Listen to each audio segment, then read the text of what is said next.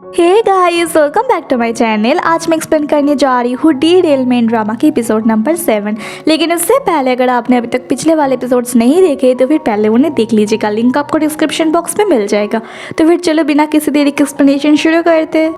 Episode के starting में हम देख पाते हैं कि जियांग शंग बस स्टॉप पे वेट कर रही थी। उसको कहीं पे जाना था क्योंकि वो एक कैफ़े में जाके जो स्पेस ट्रैवल के बारे में उसने आर्टिकल पढ़ी थी उसके नीचे वो कमेंट करती है कि मैं भी स्पेस ट्रैवल करके एक दूसरी यूनिवर्स से इस यूनिवर्स में आ गई हूँ और उसको भी कुछ इन्फॉर्मेशन चाहिए और पता करना है कि वो कैसे अपने यूनिवर्स पे वापस जा सकती है। फिर सामने से भी रिप्लाई आता है कि हाँ, मेरा फ्रेंड भी स्पेस ट्रैवल करके किसी और ही यूनिवर्स में चला गया है और मैं उसको ढूंढ रहा हूँ, परंतु कैसे ढूंढूँ उसके लिए उसको भी इन्फॉर्मेशन चाहिए।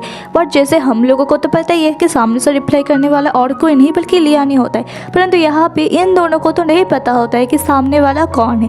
तो ये लोग एक जगह पे मिलने के लिए बोलते हैं 3 बजे। तो यहाँ पे तो जियांग शंग के पास ज़्यादा पैसे भी नहीं होते, परंतु फिर भी वो उसके साथ मिलने के लिए बस में पैसे खर्च कर देती है और लियान भी वो स्पेस ट्रैवल करने वाले फ़ोन को लेके निकल जाता है। परंतु जब वो जा रहा होता है तभी उसके पास फंगसाओ का कॉल आता है और फंगसाओ उसको बोलता है कि मैंने जियांग शंग को थोड़ा सा डांट दिया था, परंतु उसके बाद से वो ना कॉल उठा रही है और ना ही वो सैलून पे आई थी, तो फिर तुम उसको प्लीज़ ढूंढने जाओ कि वो कहाँ पे।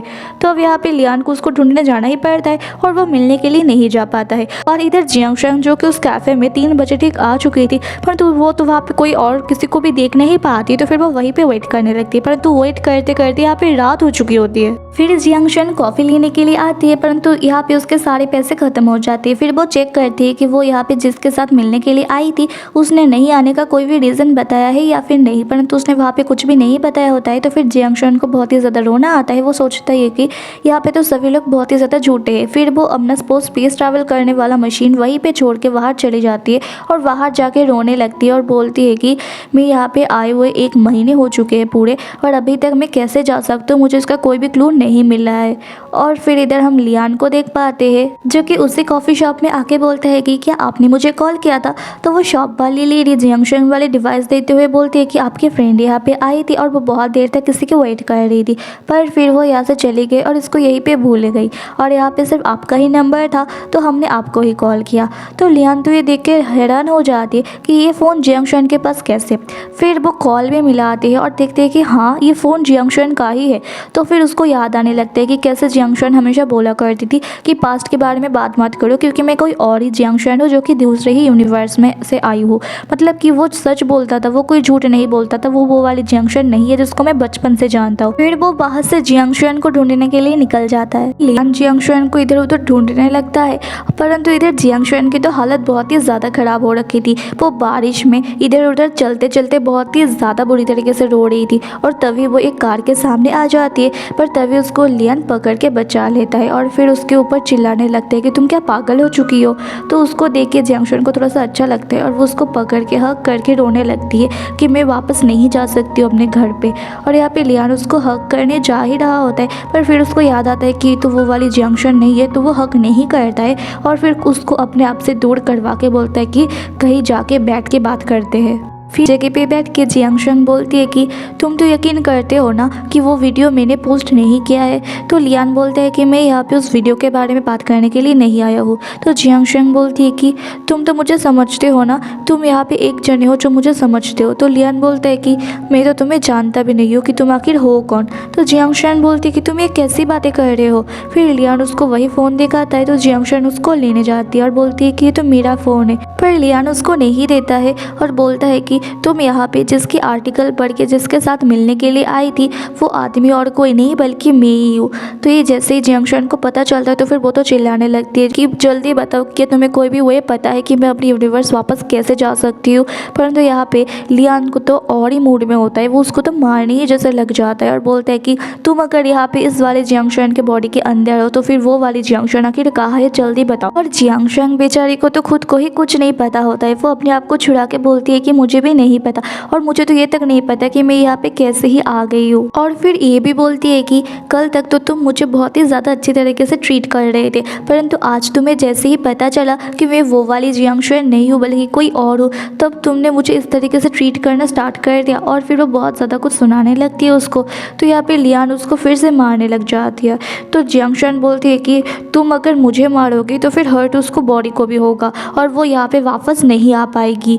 तो जियांग शुएन को फिर लियान लेके जाता है और फिर उसी प्लेस पे लेके जाता है जहाँ पे जियांग शुएन इस वर्ल्ड में पहली बार बेहोश पड़ी हुई थी।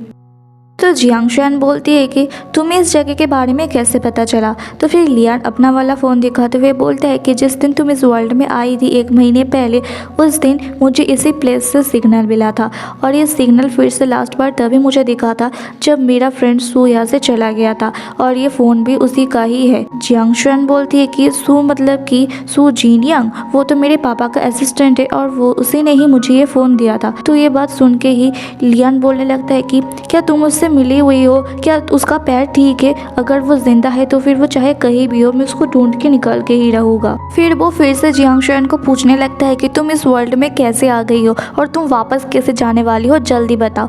परंतु जियांग शुएन को तो कुछ भी पता नहीं होता है। वो बोलती है कि अगर मुझे पता होता तो फिर मैं क्या इतनी टाइम तक यहाँ पे रहती, मैं तो कब का चली गई होती। मैंने बहुत कुछ ट्राई किया परंतु मैं नहीं जा पा रही हूँ वापस। फिर लियान बोलता है कि देखो मैं एक बात क्लियर कर देना चाहता हूँ कि मैं सिर्फ अपने फ्रेंड सू और मेरी जियांग शुएन की ही फिक्र करता हूँ। बाकी तुम्हारे साथ कुछ भी हो, तुम कुछ भी करो, मुझे उस सारी चीज़ों से कोई भी लेना देना नहीं है। तो जियांग शुएन बोलती है कि मतलब कि अगर मैं मर भी जाऊँ तो फिर भी उससे तुम्हें कोई फ़र्क नहीं पड़ने वाला है ना। तुम कल तक तो मेरे लिए बहुत ही ज़्यादा केयर करते थे परंतु आज तुम सडनली इतना ज़्यादा चेंज हो गए। तुम जितना अच्छा अपने आप को दिखाते हो ना उतना अच्छा तुम हो नहीं। तुम एक बहुत ही ज़्यादा घटिया इंसान हो और मैं तुम्हें बहुत ही ज़्यादा हेट करती हूँ।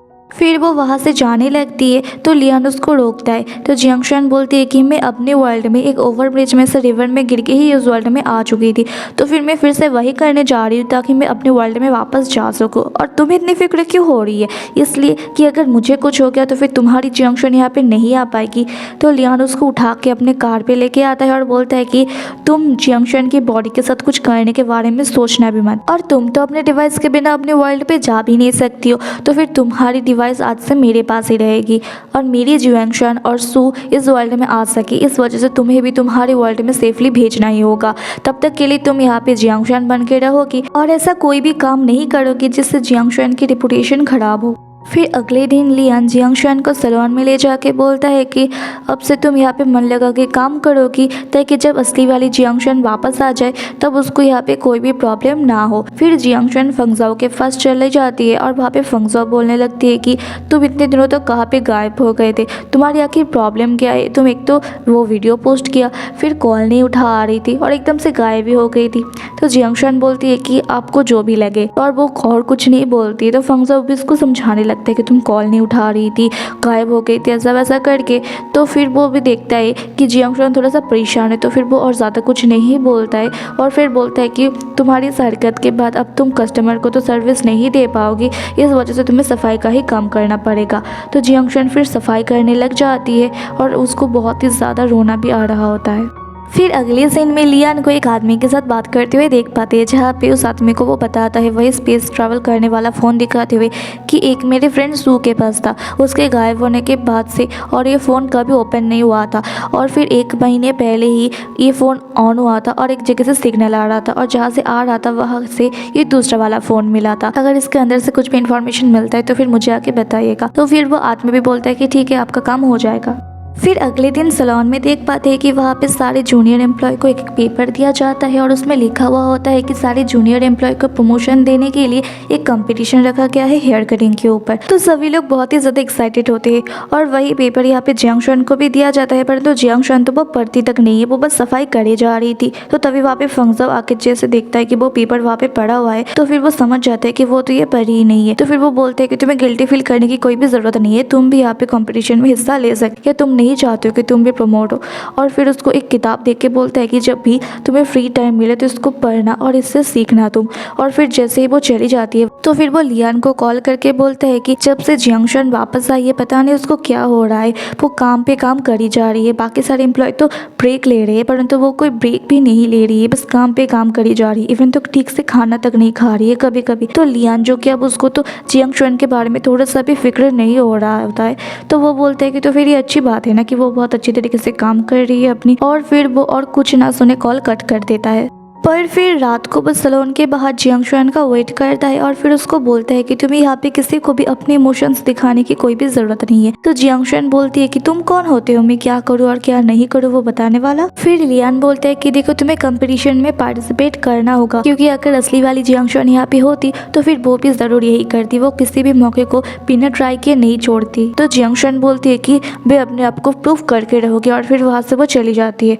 और फिर रात को घर जाके वो सोचने लगती है कि कितना ज़्यादा हार्डवर्क कर रही हूँ परंतु किसी को भी समझ में ही नहीं आ रहा है। एक्चुअल में सलोन में सब लोग उसके बारे में बहुत ही ज़्यादा गॉसिप करते हैं तो उसको बहुत ही ज़्यादा बुरा लगता है। फिर वो रात को जाग के जो किताब उसको फंगजाओ ने दिया था वो किताब पढ़ने लगती है और फिर पूरी रात पढ़ के वो पूरा किताब ख़त्म कर देती है। और अगले दिन फंगजाओ के पास जाके बोलती है कि मैंने वो पूरा किताब पढ़ लिया है और वो क्या सब सीखी है उससे वो भी बताने लगती है। तो फंगजाओ तो पूरा हैरान ही हो जाता है कि ये लड़की एक ही दिन में पूरा किताब कैसे पढ़ लिया। फिर जियांगशन सारी हेयर स्टाइल्स की स्केच बनाने लगती है और फंगजाओ भी इसको देखता है कि वो कितनी ज़्यादा मेहनत कर रही है। फिर थोड़ी देर बाद फंगजाओ वहाँ पे आता है और फिर उसकी स्केच देखता है तो वो बहुत ही ज़्यादा सुंदर बनाई हुई होती है, क्योंकि उसके पास हिडन टैलेंट होता है ड्राइंग का और ऊपर से वो आर्ट स्कूल में भी पढ़ी हुई होती है। परंतु वहाँ पे एक हेयर स्टाइल होती है जो कि उसको समझ में नहीं आता है, तो फिर वो इसके बारे में फंगजाओ को बताता है। तो फंगजाओ उसको दिखाता है करके कि वो हेयर स्टाइल कैसा है और फिर वो सब कुछ नोट डाउन भी कर लेती है। और फिर इसी के साथ एपिसोड यहीं पे खत्म हो जाता है। अगर आपको वीडियो अच्छी लगी हो तो फिर वीडियो पे लाइक शेयर एंड कमेंट जरूर कर देना, और अगर चैनल पे नए आए हुए हो तो फिर चैनल को भी सब्सक्राइब जरूर कर देना। मैं फिर से मिलूंगी आप लोगों के साथ इसका अगले एपिसोड के साथ, तब तक के लिए अपना ध्यान रखना, दूसरों का भी ध्यान रखना। Bye bye.